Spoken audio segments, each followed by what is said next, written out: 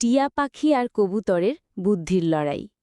একদিন একটি টিয়া পাখি আর একটি কবুতর এক বটগাছের ডালে বসে গল্প করছিল। টিয়া পাখি খুব চালাক, সে অনেক কথা বলতে পারে, আর কবুতর একটু শান্ত স্বভাবের, কিন্তু বেশ বুঝদার। টিয়া বলল, দেখো কবুতর ভাই, তুমি তো সারাদিন শুধু ঘুরে বেড়াও, আমি কিন্তু মানুষের ঘরে থাকি, কথা বলি, সবাই আমাকে ভালোবাসে, আমি বিখ্যাত।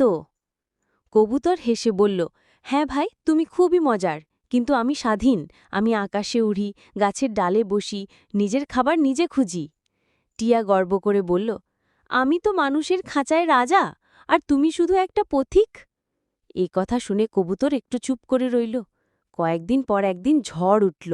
সেই ঝড়ে টিয়ার খাঁচা পড়ে গেল, আর সে মুক্ত হয়ে গেল। প্রথমে খুব খুশি হল সে, আমি এখন স্বাধীন। কিন্তু কিছুক্ষণ পর সে বুঝল, খাবার কোথায় পাবে জানে না, অন্য পাখিরা তাকে তাড়িয়ে দিচ্ছে, গাছে উঠতে পারছে না ঠিকমতো। এমন সময় কবুতর এসে বলল, বন্ধু, তুমি কি সাহায্য চাও? লজ্জায় মুখ নামিয়ে টিয়া বলল, হ্যাঁ ভাই, আমি বুঝেছি, খাঁচার রাজা হয়ে কিছু হয় না, সত্যিকারের স্বাধীনতাই আসল। কবুতর হেসে বলল, চলো আজ থেকে আমরা একসাথে উড়ব, আর প্রকৃতি থেকেই শিখব।